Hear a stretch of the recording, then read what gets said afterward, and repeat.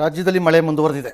80 ವರ್ಷಗಳ ಬಳಿಕ ಜೂನ್ ತಿಂಗಳಲ್ಲಿ KRS ಭರ್ತಿಯಾಗಿದೆ. ಇನ್ನು 2 ದಿನ ಬಾಕಿ ಇತ್ತು.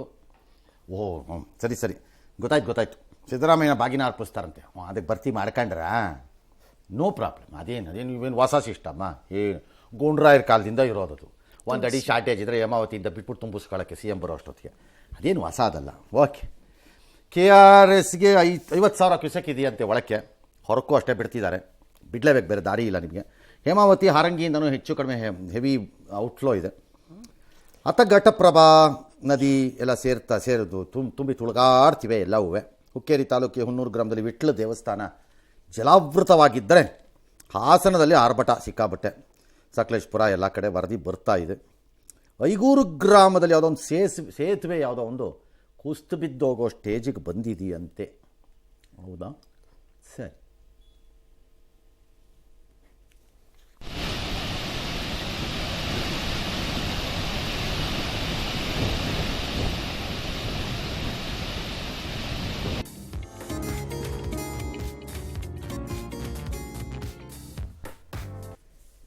ನಾರ್ಮಲಿ ಜೂನ್ ತಿಂಗಳಲ್ಲೇ ಭರ್ತಿ ಆಗಲ್ವಾ ಸರ್? ಹೇಳಿದ್ರಲ್ರಿ 80 ವರ್ಷದಿಂದ ಇಲ್ಲ ಅಂದ್ರೆ ಮತ್ತೆ ಅದನ್ನೇ ಕೇಳ್ತಿರಲ್ರಿ ನೀವು.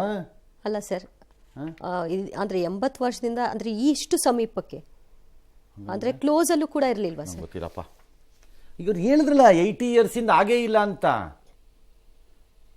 ಮತ್ತೆ ನೀವು ಜೂನ್ ತಿಂಗಳು ಸರ್ ಅಂದ್ರೆ ಹೊರಗೆ ಬಿಡ್ತಾನೆ ಇರ್ತಾರಲ್ಲ ಸರ್, ಹೊರಗೆ ಬಿಡೋದನ್ನು ಉಳಿಸ್ಕೊಂಡಾಗ ಸಹಜವಾಗಿ ಅದು ತುಂಬಿದಂಗೆ ತೋರಿಸೋದಲ್ವಾ ಸರ್? ಹಂಗೆ ಅದಾಗೋದು. ಇನ್ನು ಉತ್ತರ ಭಾರತದಲ್ಲೂ ಕೂಡ ಮಳೆಯ ಆರ್ಭಟಕ್ಕೆ ಜನಜೀವನ ಅಲ್ಲೋಲ ಕಲ್ಲೋಲವಾಗಿದೆ. ಉತ್ತರಾಖಂಡ್ನಲ್ಲಿ ಕೆಲವು ಭಾಗಗಳಲ್ಲಿ ನದಿಗಳು ಉಕ್ಕಿ ಹರಿತಾ ಇದ್ದು ಅಲ್ಲಲ್ಲಿ ಭೂಕುಸಿತಗಳು ಸಂಭವಿಸ್ತಾ ಇದೆ. ರುದ್ರಪ್ರಯಾಗ್ ಬಳಿ ಭೀಕರ ಅಪಘಾತ ಸಂಭವಿಸಿ 3 ಸಾವನ್ನಪ್ಪಿ 9 ಜನ ನಾಪತ್ತೆಯಾಗಿದ್ದಾರೆ. ಬೆಟ್ಟಗಳು ಕುಸಿತಾ ಇರೋದ್ರಿಂದ ಕೇದಾರನಾಥಕ್ಕೆ ತೆರಳುವಂತಹ ಭಕ್ತಾದಿಗಳಿಗೆ ಸೋನ್ಪ್ರಯಾಗ್ ಮುಂಕಟಿಯಾ ರಸ್ತೆ ಮಾರ್ಗ ಬಳಸದಂತೆ ಜಿಲ್ಲಾಡಳಿತ ನಿರ್ಬಂಧವನ್ನು ವಿಧಿಸಿದೆ. ಇನ್ನು ಹಿಮಾಚಲ ಪ್ರದೇಶದ 5 ಸ್ಥಳಗಳಲ್ಲಿ ಮೇಘಸ್ಫೋಟದಿಂದಾಗಿ ಪ್ರವಾಹದಲ್ಲಿ ಈವರೆಗೂ 7 ಮಂದಿ ಮೃತಪಟ್ಟಿದ್ದಾರೆ. ಕೇರಳದಲ್ಲೂ ಕೂಡ ಭಾರೀ ಅನಾಹುತಗಳಾಗಿದೆ. ತ್ರಿಶೂರ್ನಲ್ಲಿ ಕಾರ್ಮಿಕರಿದ್ದ 2 ಅಂತಸ್ತಿನ ಕಟ್ಟಡ ಕುಸಿದು 2 ಸಾವನ್ನಪ್ಪಿ 1 ಕಾಣೆಯಾಗಿದ್ದಾರೆ. ಗುಜರಾತ್ನಲ್ಲೂ ಮಳೆ ಆರ್ಭಟ ಮುಂದುವರೆದಿದೆ. ಈ ಮಧ್ಯೆ ಕಳೆದ 5 ದಿನಗಳಿಂದ ಸುರಿತಾ ಇರುವ ಭಾರೀ ಮಳೆಗೆ ದಕ್ಷಿಣ ಚೀನಾ, ನೈಋತ್ಯ ಚೀನಾ ತತ್ತರಿಸಿದೆ. ತುರ್ತು ಪರಿಸ್ಥಿತಿಯನ್ನು ಘೋಷಣೆ ಮಾಡಲಾಗಿದೆ.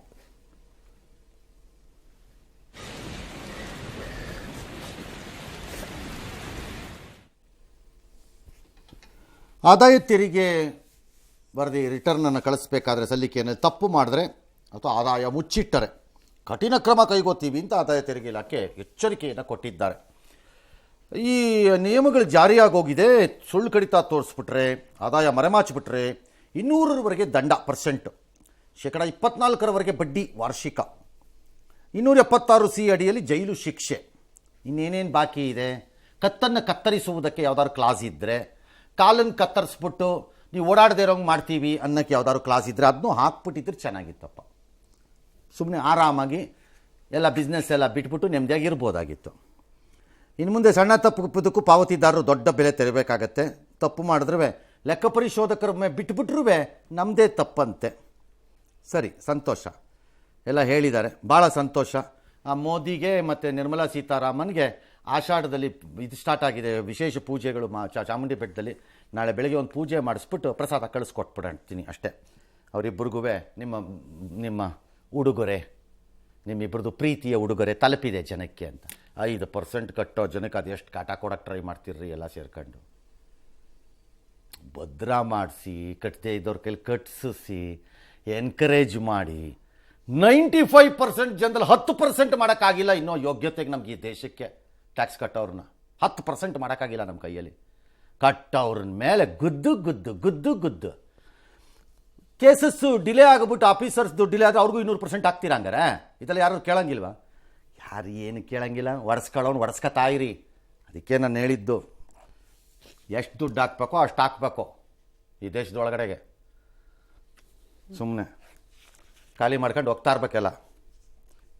ಎಸ್, 2024ರಲ್ಲಿ ಕೋಲ್ಕತ್ತಾದ ಆರ್ಜಿಕರ್ ಮೆಡಿಕಲ್ ಕಾಲೇಜಿನಲ್ಲಿ ಇದಕ್ಕೆ ನರೇಂದ್ರ ಮೋದಿ ದೇಶ ಕಟ್ಟೋ ಕೆಲಸ ಎಷ್ಟು ಕಟ್ಟಿದಾರ್ರಿ ನಿಮ್ಮ BJPಲಿರೋ ಲೀಡರ್ಗಳೆಲ್ಲ? ಮೋದಿ ಸಾಹೇಬ್ರೆ ಕೊಡ್ರಿ ನಿರ್ಮಲಾ ಸೀತಾರಾಮನ್ ಮೇಡಮ್ ಒಂದು ಲೆಕ್ಕ ನೋಡೋಣ. BJP ಲೀಡರ್ಗಳು ಅದು ಯಾವ್ಯಾವ ಲೀಡರ್ಗಳು, ದೇಶ ಕಟ್ಟಿರೋ ಲೀಡರ್ಗಳು ಅದು ಎಷ್ಟೆಷ್ಟು ಟ್ಯಾಕ್ಸ್ ಕಟ್ಟಿದ್ದಾರೆ ನೋಡ್ಬಿಡ್ತೀನಿ ನಾನುವೇ. ತಗೊಂಬರ್ರಿಪ್ಪ, ಪಟ್ಟಿ ಕೊಡಿರಪ್ಪ ನೋಡೋಣ. ಎಸ್, ಕೋಲ್ಕತ್ತಾದ ಆರ್ಜಿಕರ್ ಮೆಡಿಕಲ್ ಕಾಲೇಜಿನ ದುರಂತ ಮಾಸುವ ಮುನ್ನವೇ ಮತ್ತೊಂದು ಅಂಥದ್ದೇ ಪ್ರಕರಣ ಈಗ ಬೆಳಕಿಗೆ ಬಂದಿದೆ. ಕಸ್ಬಾ ಪ್ರದೇಶದಲ್ಲಿ ಕಾನೂನು ವಿದ್ಯಾರ್ಥಿನಿಯ ಮೇಲೆ ಸಾಮೂಹಿಕ ಅತ್ಯಾಚಾರ ಆಗಿದ್ದು 3 ಬಂಧನಕ್ಕೆ ಒಳಪಡಿಸಿದ್ದಾರೆ. ಬಂಧಿತರಲ್ಲಿ 2 ಪ್ರಸ್ತುತ ವಿದ್ಯಾರ್ಥಿಗಳಾಗಿದ್ದರೆ ಓರ್ವ ಮಾಜಿ ವಿದ್ಯಾರ್ಥಿ. ನಿನ್ನೆ ಸಂಜೆ ಕಾಲೇಜ್ ಆವರಣದಲ್ಲಿ ಅತ್ಯಾಚಾರ ನಡೆದಿದೆ ಅಂತ ಸ್ವತಃ ವಿದ್ಯಾರ್ಥಿನಿ ಪೊಲೀಸ್ ಠಾಣೆಗೆ ದೂರನ್ನ ಕೊಟ್ಟಿದ್ರು. ದೂರಿನ ಆಧಾರದ ಮೇಲೆ 3 ಬಂಧಿಸಿದ್ದಾರೆ. ನ್ಯಾಯಾಲಯವು ಆರೋಪಿಗಳನ್ನ ಜುಲೈ 1ರವರೆಗೂ ಪೊಲೀಸ್ ಕಸ್ಟಡಿಗೆ ನೀಡಿದೆ. ಅತ್ತ ಹರಿಯಾಣದಲ್ಲಿ 2 ತಿಂಗಳ ಹಿಂದಿನ ಕಥೆ ಇದು.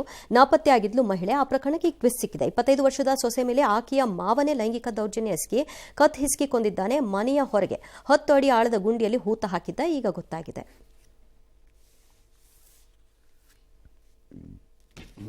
ಸಂಬಂಧಗಳಿಗೆ ಬೆಲೆ. ಕಲಿಯುಗದ ಮಾಯೆ. 25 ವರ್ಷದ ಹಳೆಯ ಅಂತೆ 55 ವರ್ಷದ ಅತ್ತೆ ಜೊತೆ ಹೋಗ್ತಾನಂತೆ. ಕರೆಕ್ಟು.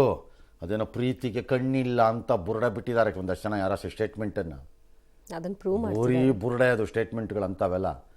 ಇಲ್ಲಿ ನೋಡಿದ್ರೆ ಹೀಗೆ, ಅಲ್ಲೆಲ್ಲ ನೋಡಿದ್ರೆ ಹನಿಮೂನ್ ಕರ್ಕೊಂಡ ಗಂಡನಿದು ತಾಯಿ ಮಗಳೇ. ಇಲ್ಲಿ ನೋಡಿದ್ರೆ ನರೇಂದ್ರ ಮೋದಿ ಸಾಹೇಬ್ ಏಯ್ ಕಟ ಕಾಸು ಕಟ್ ಇಲ್ಲಿಗೆ 200% ಹಾಕ್ಬಿಡ್ತೀನಿ ನಿನ್ನ ಮೇಲೆ, ನೇಣು ಹಾಕ್ಬಿಡ್ತೀನಿ, ಮುಗಿಸ್ಬಿಡ್ತೀನಿ. ದೇಶ ಕಟ್ಟಬೇಕು, ದೇಶ ಕಟ್ಟಬೇಕು. ಮೋದಿ ಎಷ್ಟು ಕಟ್ತಾರ? ಬೇರೆಯವ್ರಿಗೆಲ್ಲ ಹೇಳ್ತಿರಲ್ಲ ಎಲ್ಲರೂ. ಯಾರ್ಯಾರು ಕಟ್ಟಿದ್ದಾರೆ ಕೊಡಿ ನೋಡೋಣ ಪಟ್ಟಿನ, ನಾವು ನೋಡೇ ಬಿಡ್ತೀವಿ. ಒಂದೊಂದು ಸರಿ ಎಷ್ಟು ಹಿಂಸೆ ಆಗತ್ತೆ ಅಂತಂದರೆ, ಬಳ್ಳಾರಿ ಜಿಲ್ಲೆಯಲ್ಲಿ 10,000ಕ್ಕೂ ಹೆಚ್ಚು ರೂಪಾಯಿ ವಿದ್ಯುತ್ ಬಿಲ್ ಬಾಕಿ ಉಳಿಸಿಕೊಂಡ ಸರ್ಕಾರಿ ಶಾಲೆಗಳಿಗೆ ಜೆಸ್ಕಾಂ ಎಂಬ ವೀರಾದಿ ವೀರ ಬಾಹುಬಲಿ ನೋಟಿಸ್ ಕೊಟ್ಟಿದೆಯಂತೆ. ಬಳ್ಳಾರಿ ಜಿಲ್ಲೆಯ 30ಕ್ಕೂ ಅಧಿಕ ಶಾಲೆಗಳಿಗೆ ವಿದ್ಯುತ್ ಕಳ್ಳತನದ ಕೇಸ್ ಕೊಟ್ಟಿದ್ದಾರೆ ಅಂತ. ನಿಮ್ಮ ತಾತ ಕಳ್ಳ ಅಂತ ಹೇಳಬೇಕು ಸ್ಕೂಲ್ ಹೆಡ್ ಮಾಸ್ಟ್ರು ಲೆಟರ್ ಬರೆದುಬಿಟ್ಟು. ನಾನು ಯಾಕೆ ಕಳ್ಳ ಆಗ್ತೀನಿ ಅನ್ಬೇಕು? ನಿಮ್ಮ ಸರ್ಕಾರ ಕಳ್ಳ, ನಾನು ಕಳ್ಳ ಆಗೋದಾದರೆ, ಸರ್ಕಾರ ಕಳ್ಳ ಆಗೋದಾದರೆ ಚೀಫ್ ಮಿನಿಸ್ಟರ್ ಕಳ್ಳ ಆಗ್ತಾರೆ ಅಂತ ಹೇಳ್ಬೇಕು ಅವಾಗ, ಅಥವಾ ವಿದ್ಯುತ್ ಮಂತ್ರಿ ಕಳ್ಳ ಆಗ್ತಾರೆ ಅಂತ ಹೇಳ್ಬೇಕಾಗ. ಅವ್ರು ಯಾಕ್ರಿ ಕಳ್ಳರಾಗ್ತಾರೆ? ಯಾವನ್ರಿ ಅವನು ನೋಟಿಸ್ ಕೊಟ್ಟವನು ಆಫೀಸರ್? ತಲೆ ಬಿಡವ ಅವನಿಗೆ. ಸರ್ಕಾರಿ ಸ್ಕೂಲ್ ಹೆಂಗ್ರಿ ಕಳ್ತನ ಆಗತ್ತೆ? ಉಚಿತ ವಿದ್ಯುತ್ ಇರಬೇಕಾದ್ರೆ ಇಲ್ದಿದ್ರು ಸರಿ, ನಿಮ್ಮ ಹಣೆ ಬರಹ. ಇಲ್ಲ ಸರ್ಕಾರ ಕಟ್ಟಬೇಕಪ್ಪ, ಅವ್ರನ್ನೂ ಕೇಳಬೇಕು. 100 ಬೆಂಗಳೂರಿನಲ್ಲಿ ಅಥವಾ ಇಲ್ಲಿ ಬೇರೆ ಕಡೆ ಎಲ್ಲ ಸರ್ಕಾರಿ ಆಫೀಸರ್ಗಳು ಇನ್ನೂ ಎಲೆಕ್ಟ್ರಿಸಿಟಿ ಬಿಲ್ಲನ್ನು ಪೂರ್ತಿಯಾಗಿ ಕಟ್ಟಿಲ್ವಲ್ಲ, ಬಾಕಿ ಉಳಿಸ್ಕೊಂಡಿದ್ದಲ್ಲ. ಆ ಕಳ್ಳರಿಗೆಲ್ಲ ಏನು ಮಾಡಿದ್ದೀರಿ? ಈ ನೋಟಿಸ್ ಕೊಟ್ಟವನು ಕಳ್ಳ. ಹಾಗಾರೆ ನೋಟಿಸ್ ಕೊಟ್ಟಿದ್ದಾರಂತೆ. ಪಾಪ ಅವರು ವಿದ್ಯುತ್ ಕಡಿತದ ಭೀತಿಯಿಂದ ಕಟ್ ಮಾಡ್ಕೊಳ್ಳಿ ಬಿಡ್ರಿ. ಟೀಚರ್ಗಳು ನೀವು ಯಾಕೆ ಒದ್ದಾಡ್ತೀರಿ? ಮಾಡ್ಕೋ ಹೋಗಿನಿ, ಕಾಗದ ಬರೀರಿ ನಿಮ್ಮ DDPIಗಳಿಗೆ. ಬೇಕಾದ್ರೆ ತುಂಬಿ ಇಲ್ದ್ರೆ ಹೋಗಿ ಎತ್ಲ ಕಡೆಗೆ ಅಂತ. ಯೋಗ್ಯತೆ ಇಲ್ದಿರೋ ಸರ್ಕಾರಗಳಿಗೆ ಹಿಂಗೆ ಆಗೋದು. ಗ್ಯಾರಂಟಿ ಅಂತೆ, ಗ್ಯಾರಂಟಿ. ಇವ್ರ ತಲೆ 42 ವರ್ಷದ. ಇನ್ನೊಂದು ಕಡೆ ಎಲ್ಲ ಪಾಪ ಕರೆಂಟ್ ಹೊಡೆದ್ಬಿಟ್ಟು ಬಟ್ಟೆ ಒಣಗಾಕಕ್ಕೆ ಅಂತ ತಂತಿ ಕಟ್ಟಿದಾರಂತೆ. ಮನೆಯದೇನೋ ಮೋಟ್ರಿಗೆ ವೈರ್ ಕನೆಕ್ಟ್ ಮಾಡಿದ್ದಾರೆ, ಅದು ಹೋಗಿ ಅಲ್ಲಿ ಕನೆಕ್ಟ್ ಆಗಿಬಿಟ್ಟಿದೆ. ಹೆಂಡ್ತಿ ಹಿಡಿದು ಇದ್ದಾರೆ, ಹೆಂಡ್ತಿನ ಉಳ್ಸೋಕೆ ಗಂಡ ಹೋಗಿದ್ದಾರೆ ಪಾಪ. ಇಬ್ಬರು ಹೋಗ್ಬಿಟ್ಟಿದ್ದಾರೆ ಪಾಪ. ಇನ್ನು ಬೀದಿ ನಾಯಿಗಳು ಇದ್ದಕ್ಕಿದ್ದ ಹಾಗೆ ರಕ್ತಕಾರಿ ಒದ್ದಾಡಿ ಪ್ರಾಣ ಬಿಟ್ಟಿರುವಂತಹ ಘಟನೆ ಬೆಂಗಳೂರಿನ KR-ಪುರಂನಲ್ಲಿ ಜೂನ್ 18ನೇ ತಾರೀಕು ಆಗಿರೋದು ಈಗ ಗೊತ್ತಾಗ್ತಿದೆ. ಮೇಲ್ನೋಟಕ್ಕೆ ಯಾರಾದರೂ ವಿಷ ಹಾಕಿರಬಹುದಾದ ಅನುಮಾನ ಕೂಡ ಇದೆ. ಎಲ್ಲ ನಾಯಿಗಳು ಒಟ್ಟೊಟ್ಟಾಗಿ ಗುಂಪಾಗಿ ಓಡಾಡಿರೋ ಒಂದು ದೃಶ್ಯ CCTVಯಲ್ಲಿ ಕ್ಯಾಪ್ಚರ್ ಆಗಿದೆ. ಗುಂಪಿನಲ್ಲಿದ್ದ 6 ನಾಯಿಗಳ ಪೈಕಿ ಒಂದನ್ನ ಅದರ ಪ್ರಾಣ ಉಳಿಸಿದ್ದಾರೆ. ಸದ್ಯ KR-ಪುರಂ ಠಾಣೆಯಲ್ಲಿ ಪ್ರಕರಣ ದಾಖಲಾಗಿದೆ. ಈ ಪ್ರಾಣಿಗಳನ್ನು ಹಿಂಗೆ ಸಾಯಿಸೋದು ತಪ್ಪು. ಪಾಪ ಅವು ಅಮಾಯಕವು ಗೊತ್ತಾಗಲ್ಲ, ಏನೋ ಏನು ಗೊತ್ತಾಗತ್ತೆ, ಓಕೆ ಬಂದ್ ಮಾಡ್ತಾರೆ. ಆದರೆ ಈ ಪರಿಸ್ಥಿತಿಗೆ ಕಾರಣ ಯಾರು? ಅದು ಮಹಾನ್ ತಪ್ಪು ಮಾಡಿದವನಿಗೆ ಹಿಡ್ಕೊಳ್ಳಿ ಹೆಡೆಮುರಿ ಕಟ್ಟಿ 4 ಬಾರಿಸ್ರಿ ಅವನಿಗೆ ಕಾಟ ಕೊಡತ್ತಾನ ಅವನಿಗೆ. ಬಟ್ ಈ ಪರಿಸ್ಥಿತಿ ಕಾರಣ ಯಾರು? ಕಾರ್ಪೊರೇಷನ್. ಸೋ ಕಾಲ್ಡ್ ಸಂತಾನ ಹರಣ ಅನ್ನೋ ಒಂದು ಸ್ಕೀಮ್ ಇಟ್ಕೊಂಡು ನಿಮ್ಮ ತೆವಲ್ ತೀರಿಸ್ಕೊಂಡು ನಾಯಿಗಳನ್ನು ಈ ಸ್ಟೇಜಿಗೆ ತಂದು ಬಿಟ್ಟಿದ್ದೀರಿ ಬೆಂಗಳೂರಿನಲ್ಲಿ. ನನ್ನ ಪ್ರಕಾರ ಬೃಹತ್ ಬೆಂಗಳೂರು ಮಹಾನಗರ ಪಾಲಿಕೆ ಚೇಂಜ್ ಮಾಡಿ ಸ್ವಲ್ಪ ದಿನ ಹೋದರೆ ಬೃಹತ್ ಬೆಂಗಳೂರು ಮಹಾನಗರ ನಾಯಿಗಳ ಪಾಲಿಕೆ, ರಕ್ಷಣಾ ಪಾಲಿಕೆ ಅಂತ ಚೇಂಜ್ ಮಾಡ್ಕೊಳ್ಳಿ. ಕೆಲವು ರೋಡ್ಗಳಲ್ಲಿ ಹೋಗೋಕ್ಕೆ ಆಗಲ್ಲ, ಅಷ್ಟು ನಾಯಿಗಳಿರುತ್ತೆ. ಹೋಗೋಕ್ಕೆ ಆಗಲ್ಲ ಕೆಲವು ರೋಡ್ಗಳಲ್ಲಿ. It's almost impossible. 40, 50, 35 ಹಿಂದೆನೇ ಬಂದ್ಬಿಡ್ತಾರೆ, ಸಾಧ್ಯನೇ ಇಲ್ಲ. There has to be something done. ಇಲ್ದಿದ್ರೆ ಈ ಥರ ಎಂಡಾಗತ್ತೆ. ಅನ್ಯಾಯವಾಗಿ ಅವುಗಳನ್ನು ಸಾಯಿಸಬೇಕಾಗತ್ತೆ. ಚಲಿಸ್ತಿದ್ದ ಬಸ್ನಲ್ಲಿ ಕೇಕ್ ಕಟ್ ಮಾಡಿಸಿದ್ರಂತೆ ಕಂಡಕ್ಟ್ರು. ಭಾಳ ಸಂತೋಷ. ಇನ್ನೊಂದು ಸ್ವಲ್ಪ ಹೆಚ್ಚು ಕಡಿಮೆ ಆಗಿದ್ದಿದ್ರೆ ತಿಥಿನೂ ಅಲ್ಲೇ ಮಾಡಿಸ್ಬೋದಾಗಿತ್ತು ಫ್ರಂಟಲ್ಲಿ.